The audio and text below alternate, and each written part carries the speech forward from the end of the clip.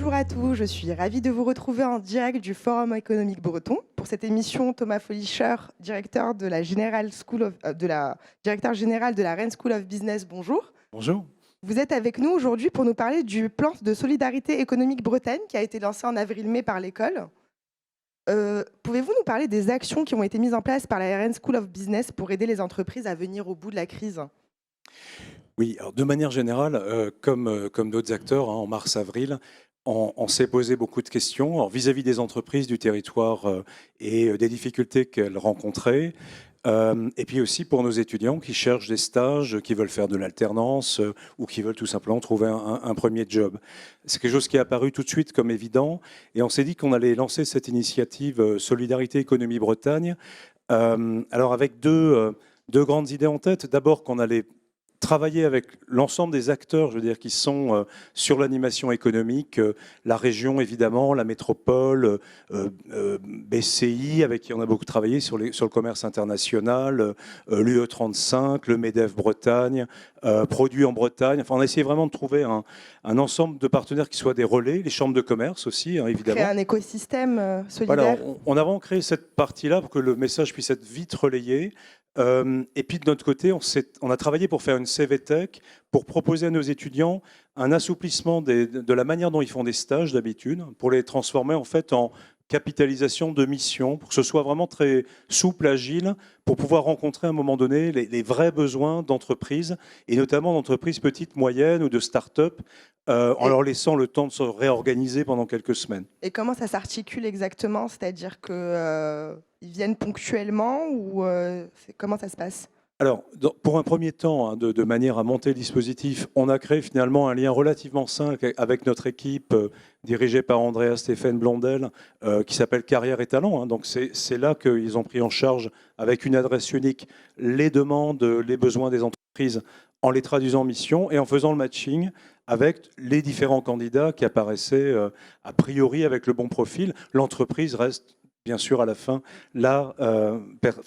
l'entité qui va faire le choix. Mais je pense qu'on l'a lancé comme ça dans ce moment de crise, disons les choses comme elles sont.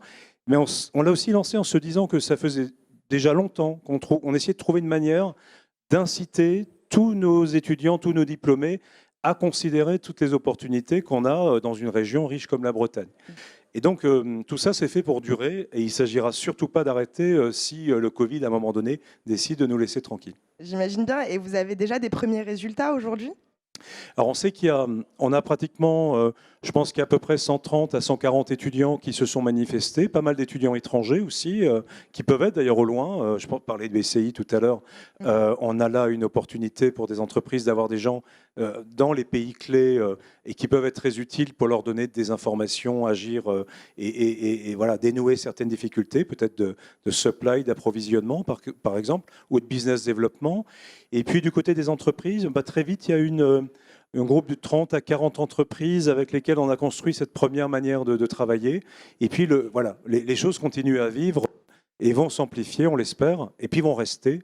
On veut créer cette porosité entre l'entreprise et notre école. Donc peut-être un développement de la région, même à l'international.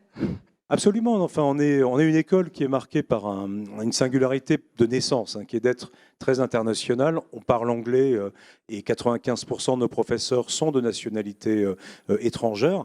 Pour autant, en fait, les territoires sont pour nous des éléments d'attractivité. Quand je dis les, c'est parce qu'il y a la Bretagne, il y a l'Ille-et-Vilaine, il y a la métropole rennaise. On a vocation à travailler aussi, évidemment, avec d'autres endroits et d'autres écoles partenaires universitaires sur le territoire breton. Donc c'est une source d'attractivité pour nous et on a envie évidemment, alors non pas de retenir tous les Bretons pour les faire venir dans notre école. Je veux dire, les talents, ça circule, ça a besoin de circuler. Par contre, là, on a quand même un magnifique, on parle beaucoup de marques, une école, c'est une marque, une région, c'est une marque à un moment donné. On essaye d'être une ambassade de cette marque ou de ces marques, Bretagne, Produits Bretagne, Rennes Métropole. Pour nous, c'est des choses qui sont extrêmement importantes. Et on a décidé de s'appeler Rennes School of Business. Et c'est pas pour rien. Et justement, en parlant de la Rennes School of Business, quelles autres actions pour restaurer un dialogue entre les jeunes diplômés et les entreprises ?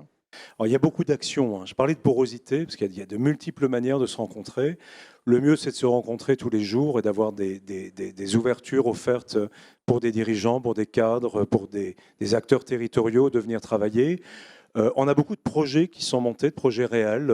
On travaille, par exemple, on a bossé l'an dernier dans un master sur tout ce qui est entertainment et les industries créatives avec une scène qu'on adore à Rennes, hein, c'est-à-dire pardon, les trans musicales. Oui. Voilà, un bel exercice. Réfléchir avec les trans sur l'avenir des trans, leur business model, la manière de proposer La des culture idées. comme levier économique également. Exactement. Donc les étudiants adorent en fait être face à des gens qui sont vraiment engagés dans l'action. Et puis alors on a créé un dispositif qui permet vraiment de libérer très régulièrement, pratiquement tous les mois, une journée entière qui n'est dédiée que à cette rencontre. On appelle ça les Corporate Days, où les étudiants étrangers, nos étudiants français et toutes les entreprises peuvent venir à la manière, finalement, à leur manière. Les entreprises peuvent choisir d'être sur une conférence, d'être sur l'animation d'un atelier, d'être sur un stand dans un grand hall où les étudiants peuvent circuler. Bon, cette année, ce sera spécial, mais ils sont là, donc dans les règles et avec le port du masque. Et puis, on est en train de développer aussi toute une logique si vous voulez, de salon carrière virtuelle. On participe à une initiative qui a été lancée, qui permet vraiment à des marques employeurs sur l'ensemble de la planète d'y contribuer. On aimerait pousser les belles entreprises de la région à participer aussi à cet événement, qui est aussi une plateforme finalement où on pitch sa candidature avec en face de soi de très belles entreprises. Et justement, en parlant de marque employeur, que veulent les jeunes diplômés, vous qui êtes au plus près d'eux et de leurs envies? De quoi ils ont besoin? Ils sont assez différents de ce que ma génération, vous parlez Bon, moi j'ai un peu plus de 50 ans, hein, je veux dire, à l'époque les choses étaient relativement claires, les marques employeurs, on les connaissait, dans le monde du management, il y avait les cabinets d'audit, il y avait les cabinets de conseil, il y avait tout un ensemble de grandes entreprises industrielles ou dans le monde de la tech. Alors aujourd'hui on a toujours des grandes marques employeurs, hein, il faut être clair, il y a toujours des entreprises dont le seul nom donne envie de frapper à la porte et de se bagarrer pour rentrer. Hein. Il y en a qui sélectionnent 1, 2, 3% de l'ensemble des jeunes qui veulent entrer chez elles.